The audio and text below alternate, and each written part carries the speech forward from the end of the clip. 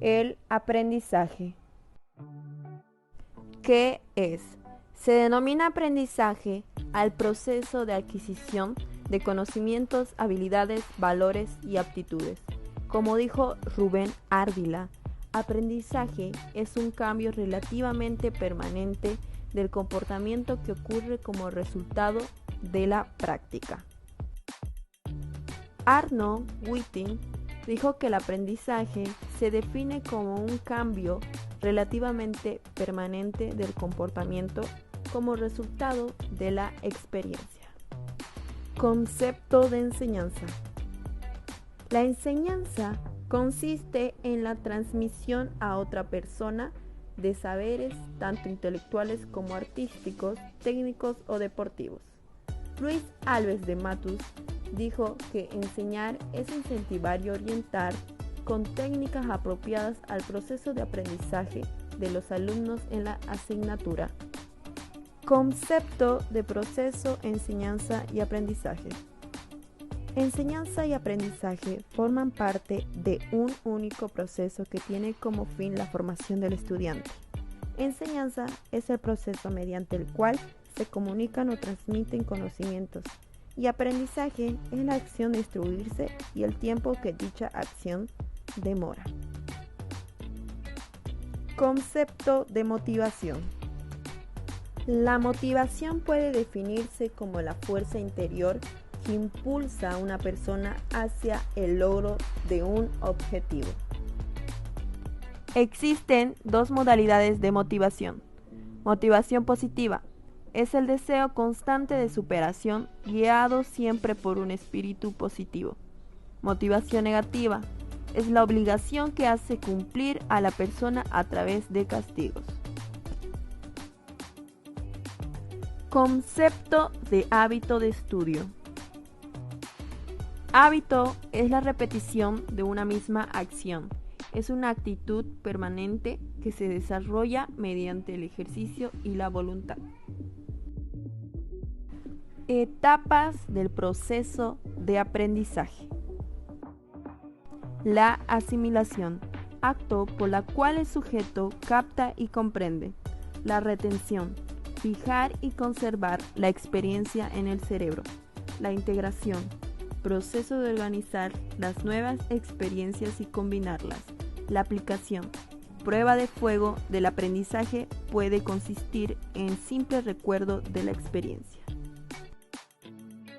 Modos o tipos de aprendizaje. Aprendizaje por reflejo condicionado. Consiste en sustituir un estímulo natural por otro artificial con el objetivo de obtener una respuesta similar. Aprendizaje por condicionamiento operante es el que se establece cuando determinada forma de comportamiento es practicada por el individuo y seguidamente es gratificada o recompensada. Aprendizaje por memorización. Asigna importancia a la repetición de datos, números, normas, sentencias o movimientos claramente definidos y que deben ser fielmente reproducidos. Aprendizaje por ensayo y error. Consiste en aplicar la respuesta anterior con cada fracaso. La tentativa es modificada en busca de adaptación a la nueva situación y es en ese experimentar o ensayar donde el individuo va eliminando los movimientos infructuosos. Aprendizaje por intuición. El aprendizaje intuitivo es el que se lleva a cabo por una visión del entendimiento, alcanzando la comprensión de un hecho en forma directa, sin el auxilio de intermediarios como las formas de razonamiento, la demostración o la experiencia. Tipología por Ricardo Nervi. Existen 6 tipologías.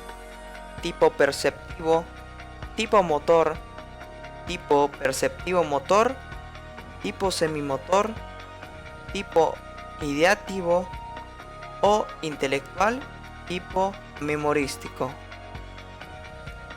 Características básicas del aprendizaje según el profesor Ricardo Nervi. Existen 6: dinamismo, funcionalidad, unidad, intencionalidad, individualidad y creatividad. Teorías del aprendizaje. Existen 3 teorías: teoría conexionista, teoría de la respuesta condicionada, teoría configuracionista. Factores del aprendizaje según Víctor Morles. A. Factores relacionados con el sujeto: edad, salud, capacidades mentales, interés, estado emocional. B. Factores relacionados con el material de aprendizaje: organización, significación, contenido, cantidad. C.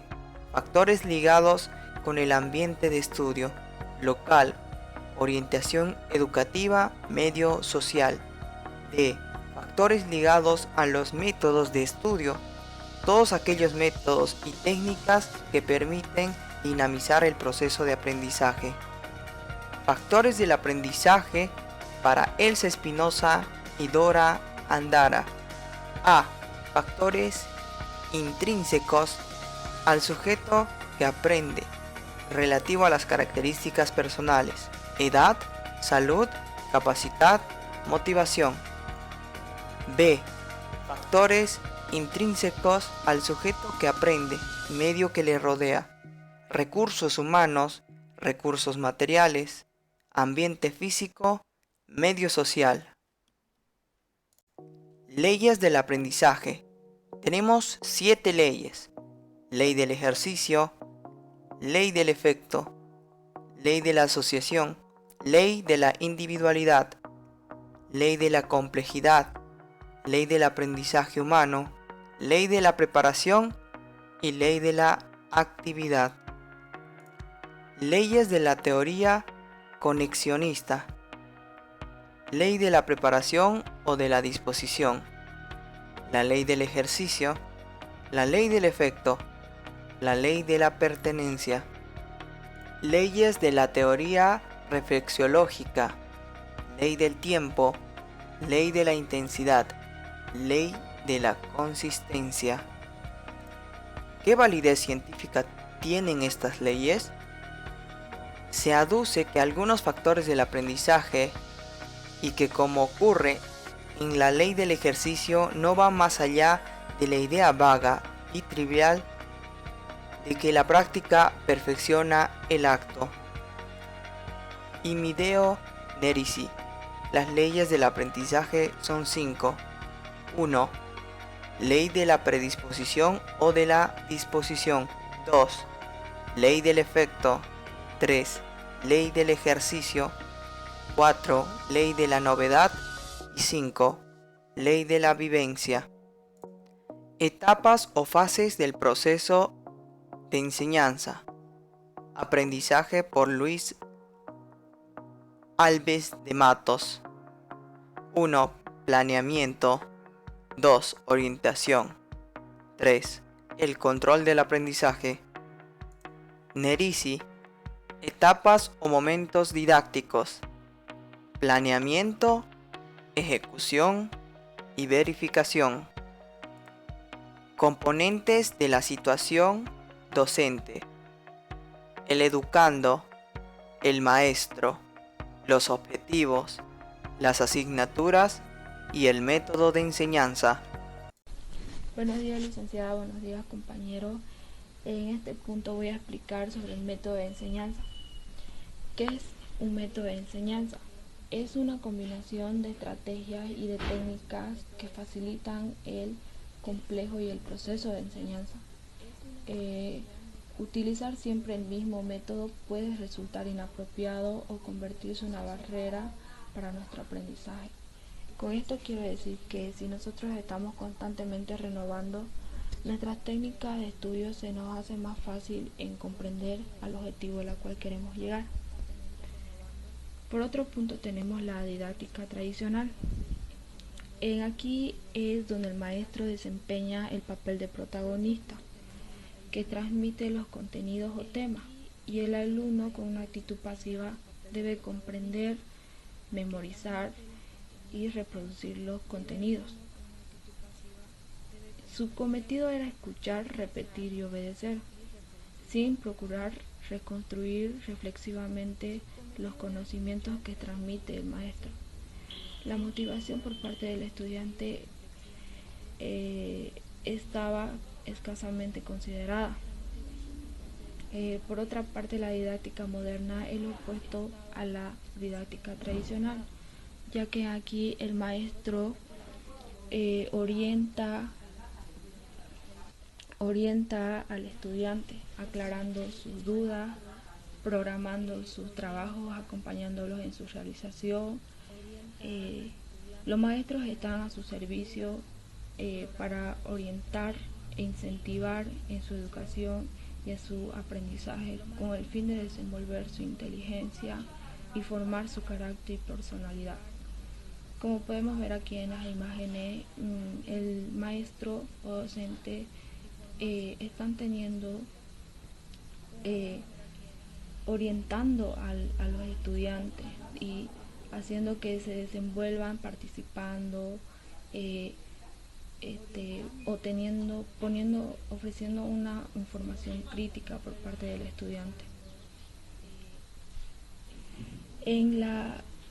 En otro punto tenemos el estudio. ¿Qué es el estudio?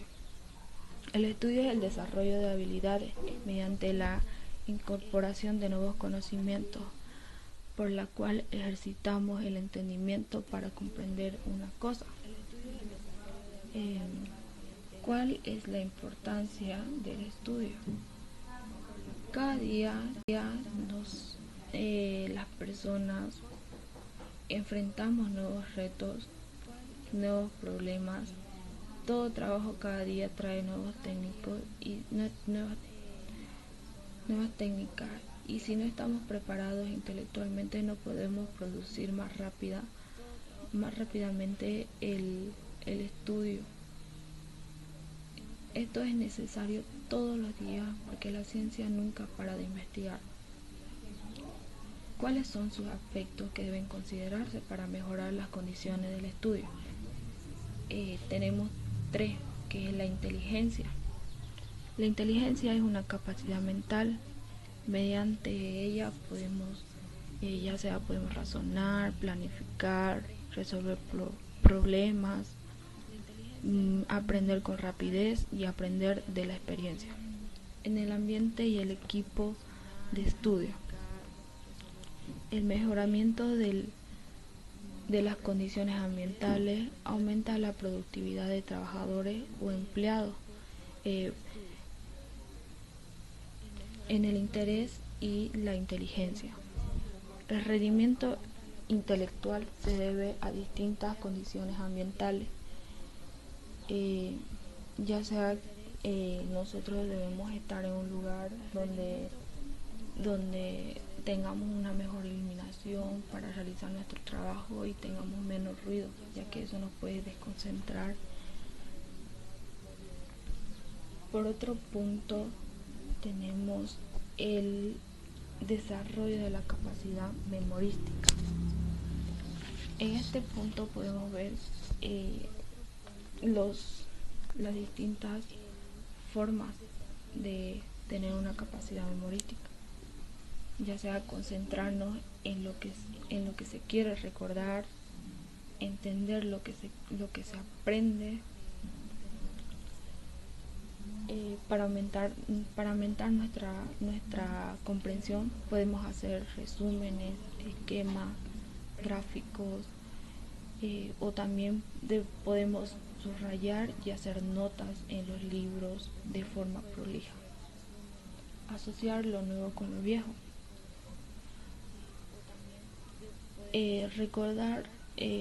Asociamos los acontecimientos nuevos que debemos recordar con experiencias pasadas que tenga alguna relación con lo nuevo. Dosificar la práctica. El aprendizaje debemos distribuirla a lo largo del tiempo disponible. Para esto es recomendable la técnica de distribuir y separar en el tiempo de práctica de memorización. Aplicar lo aprendido. Todos debemos acostumbrarnos a hacer una constante uso constante en nuestra vida diaria de aquello que deseamos recordar firmemente. Debemos también ejercitarnos en actividades que permitan aplicar los conocimientos. Repetir. Repetir de forma activa lo que queremos recordar. La memotecnia. ¿Qué es la memotecnia? La memotecnia es un estudio de técnicas de memorización basada en la asociación mental de la información o memorizar con datos, ya sean parte de la memoria o de la práctica cotidiana. Por ejemplo, los nombres, los números, las fórmulas, las palabras. Otro punto que vamos a observar es el planeamiento del estudio. El planeamiento del estudio permite ahorrar tiempo y esfuerzo y produce confianza, seguridad en el estudiante. Como podemos ver aquí los diagnósticos de la situación, los puntos es de nuestras capacidades, vocación, interés y aspiraciones, del tiempo, recursos financieros y equipo de estudio disponible, de la opinión de familiares, de maestros y amigos que apreciamos. La formulación de objetivos. Para formular los objetivos debemos saber qué queremos hacer a un breve plazo o mediano plazo y qué es lo que queremos realizar a largo plazo. Planificaremos no solo el trabajo, sino también el descanso y la recreación. En la descripción de medios, las técnicas o formas de llevar a cabo la actividad, los instrumentos o materiales para realizar el aprendizaje y otros recursos que facilitan el trabajo. Con esto quiero decir que si nosotros buscamos varias maneras de técnica de estudio, vamos a tener un trabajo que podamos comprender y entender. ¿Qué son los horarios de estudio? Los horarios de estudio contribuye a formarnos hábitos de trabajo ordenado, el cual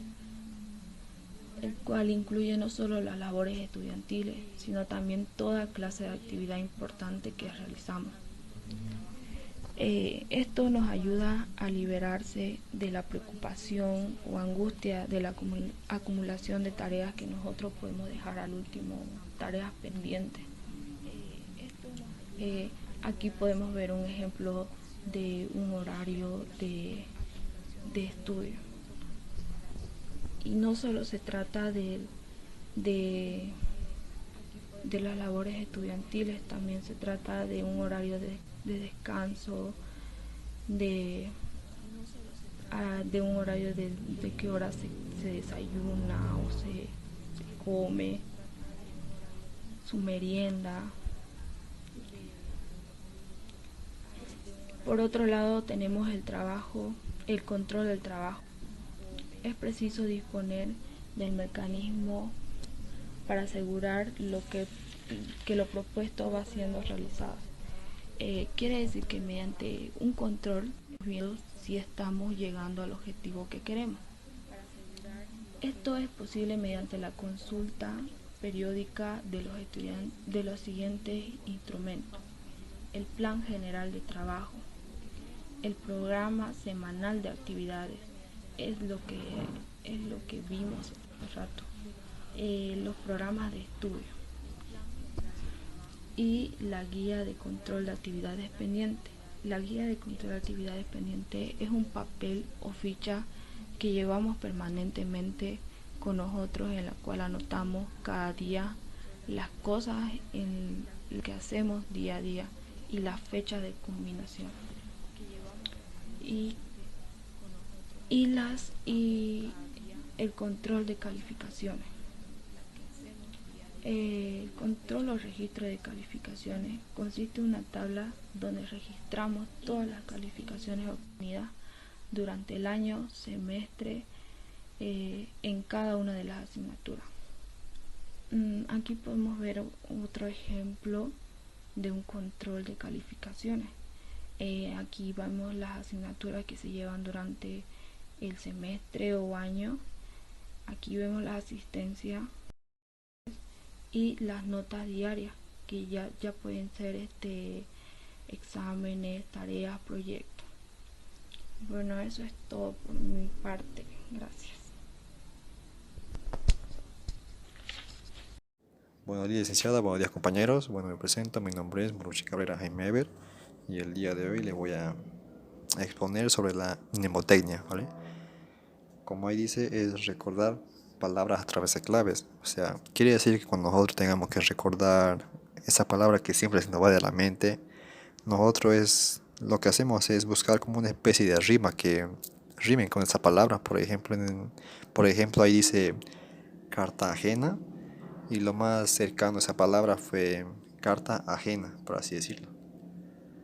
Bueno, yendo al siguiente, planeamiento de estudio, como dice, es controlar o determinar un límite de tiempo y esfuerzo o medir el tiempo de estudio y trabajo. O sea, este método nos enseña a ahorrar el tiempo y esfuerzo de los estudios, o sea, en pocas palabras, impide que una gran cantidad de trabajo o deberes o tareas se acumulen. ¿Y cómo hacemos esto? Como dice en el ejemplo, el cómo haré mi trabajo, dónde haré mi trabajo, el cuándo haré mi trabajo. En el cómo haré mi trabajo, o sea, es lo que buscaré la información para saber cómo hacer mi trabajo, el dónde haré mi trabajo, que llega a ser dónde desarrollaré mi trabajo, dónde lo voy a emplear, por así decirlo, el cuándo haré mi trabajo, ya que llega a ser lo más importante, porque cuando haré mi trabajo es lo que lo haré tarde o temprano, ya que tarde no, porque este método de planificación de estudio nos enseña a planear nuestro trabajo de presentación en un tiempo temprano, para que a último momento no andar todo ajetreado buscando información a última hora y andar estresado. Bueno, en el siguiente, el horario de estudio. Como ahí dice, nos enseña a planificar para una disminución de trabajo. Este método nos enseña a planificar las tareas o regular los estudios para los exámenes. Por ejemplo, tenemos una lista enorme de tareas y ¿qué es lo que hacemos? Las dividimos para repartir las tareas con un horario establecido. Como ahí dice, planificar, tener tiempo libre, disminución de trabajo. El control de trabajo. Bueno, como ahí dice, es preciso disponer de un mecanismo para asegurar que lo propuesto vaya siendo realizado. O sea, nos da a entender que este método nos enseña a encontrar técnicas de control de actividades que serán realizadas, por así decirlo. Sesiones de grupos son actividades que se representan en las clases, su hogar, biblioteca y se forma por trabajo en clases, estudio en el hogar, trabajo en la biblioteca y el trabajo en grupo.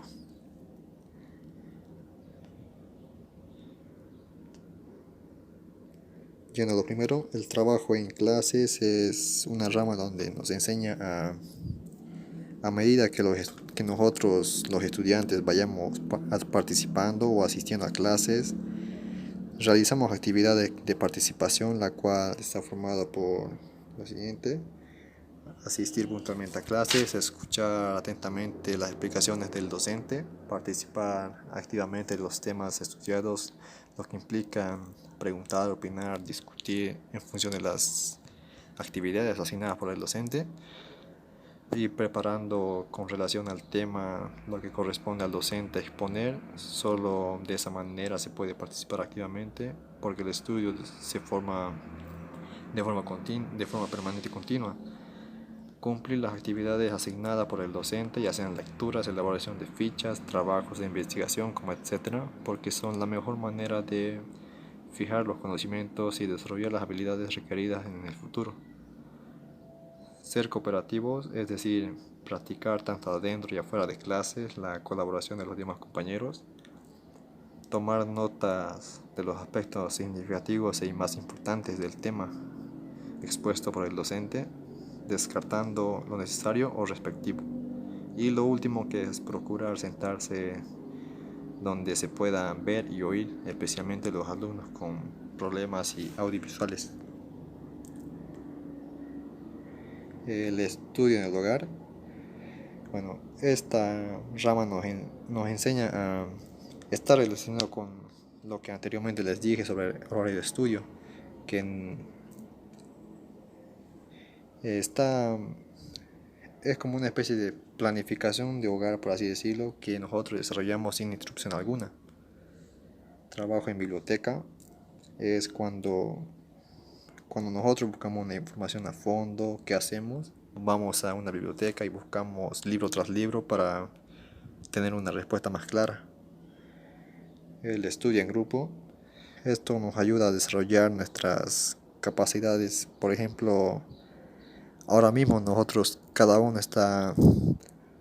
busca una información de estudio, y por una parte del tema nosotros lo que hacemos es aprender de ello, y ellos aprenden de mí a la vez, de todo lo desarrollado sobre la exposición. Y por último, el estudio en grupo, que está formado por 5: planeamiento, el trabajo en equipo organizado, el control, unidad y la visita de estudio. En planeamiento es realizar un trabajo planificado ya para poder realizar en un tiempo determinado. Donde dice el trabajo en equipo organizado, como ahí dice, cada integrante del grupo debe organizar su método de información. Esto es como si al finalizar de una exposición nosotros tengamos que abrir como una especie de debate o discusión sobre el tema para no poder generar dudas. Y en control, como donde dice ahí, respetar la información o opinión de cada integrante. O sea, cada miembro del grupo tiene la responsabilidad de respetar la norma del grupo, realizar e informar su responsabilidad. En unidad, como dice ahí, es el trabajo efectivo del grupo. O sea, significa que cada integrante del grupo debe informar su trabajo para que tanto yo como el resto de mis compañeros sepa dicha información. Y al final de la exposición llega la parte de discusión de grupo, como les dije anteriormente. Y en las visitas de estudio, como dice, viajar o recorrer otros lugares para un método de aprendizaje. O sea, digamos, es cuando nosotros vamos a una especie de un museo, fábricas o empresas para poder aprender por otro método. Y eso es todo, licenciada. Bueno, a continuación sigue el resto de... Punto número 3. Ganar información de la lectura. Consiste en que debemos adquirir datos a través del proceso de la lectura, usando todas las posibilidades de fijar el conocimiento. Podemos utilizar algunas técnicas como leer detenidamente, analizar el texto y buscar el significado de las palabras que no entendamos. Punto número 4. Hablar para exponer lo leído. Acá debemos expresar oralmente los conocimientos en la forma más clara posible. Ello favorecerá su retención y a la posterior aplicación. Punto número 5. Investigar sobre lo leído. Consiste en que debemos consultar varios tipos de texto para ampliar los conocimientos acerca del tema que es de nuestro interés. Así, de esta manera podemos lograr aprender y retener lo estudiado. Los métodos de estudio con 5 aspectos a seguir.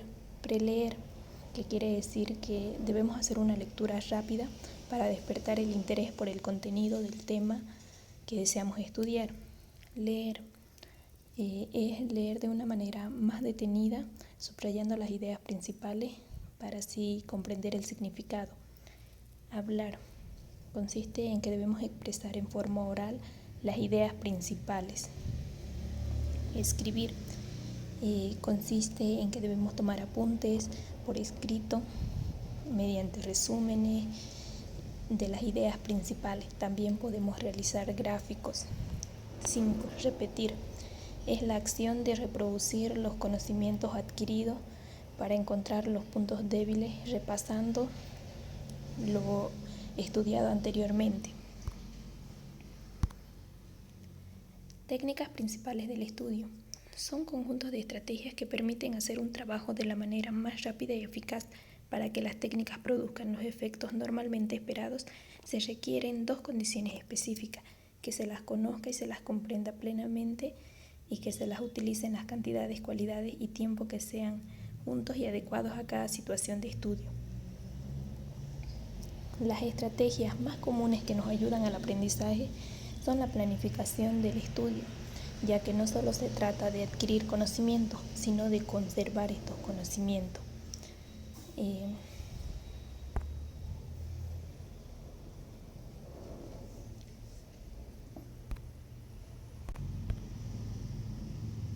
Clasificación de las técnicas de estudio.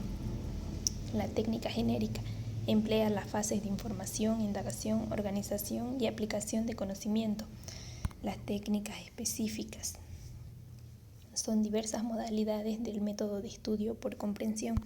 Para apoyarnos tenemos las técnicas conceptuales, las técnicas instrumentales y las técnicas procesales. Las técnicas complementarias constituyen formas de actividad que contribuyen a aumentar la productividad. Para apoyarnos tenemos las técnicas complementarias de carácter disidente y las técnicas complementarias de carácter condicionante. Las técnicas de aprendizaje. Entre ellas tenemos como primera la conceptualización.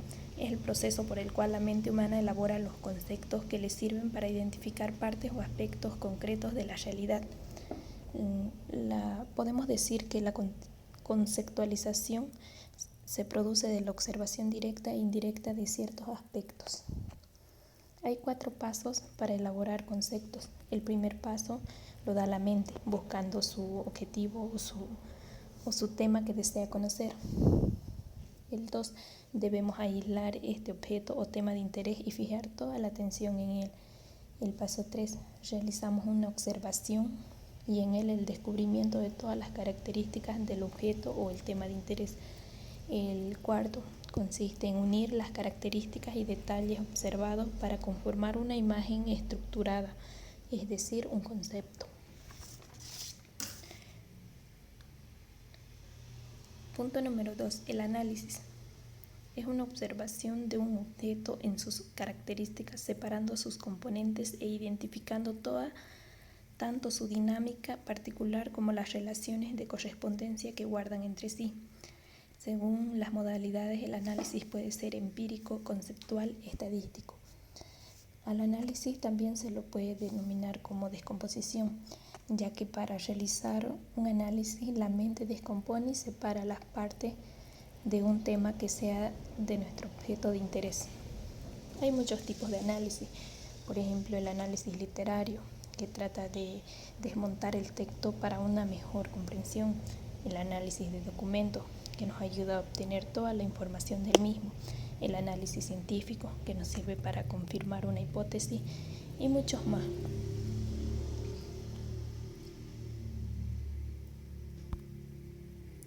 Tres, la reflexión.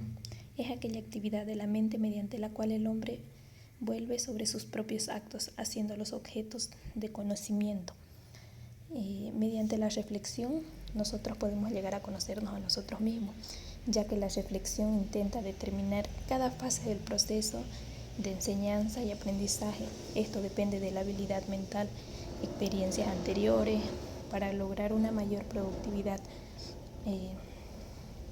en el rendimiento estudiantil. Hay 4 pasos igual para el proceso reflexivo. 1. La presencia de la mente ante un problema de conocimiento. 2. La interpretación de este problema. 3. La búsqueda de posibles soluciones. Y como 4, tendríamos que escoger la solución que nosotros creamos que es la más adecuada. Punto número 4. La duda racional. El objetivo de la duda racional es abrir el camino a la comprensión, forzando, por así decirlo, la aparición de argumentos y de explicaciones. podemos decir que es fundamental para lograr un verdadero concepto, es decir, investigar y no ser conformistas con una sola fuente de información. Punto número 5. La guía o programa de cátedra es un instrumento orientador de la docencia en el sentido más amplio. Podemos decir que es una herramienta de planeación del proceso de enseñanza o aprendizaje que nos orienta en el desarrollo de actividades.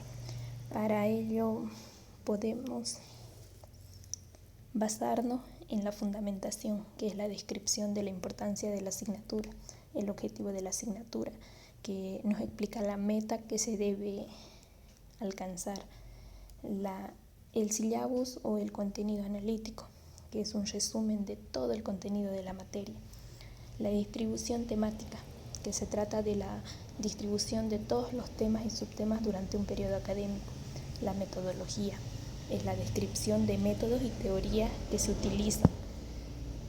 Por último tenemos a la bibliografía, que son todos los libros y materiales que se utiliza para complementar el aprendizaje de la materia. Por último tenemos a la observación. Es la utilización de los sentidos para la percepción de hechos o fenómenos que nos rodean o son de interés del investigador. La observación tiene 3 elementos básicos, que son la mente, la realidad y los sentidos. Son determinantes en la relación que se da entre el observador y el objeto observado. Para finalizar, podemos decir que debemos aprovechar todas las oportunidades que nos brinde la realidad para observarla y finalmente nuestros sentidos deben estar bien entrenados para utilizar a la observación como una técnica eficaz de estudio.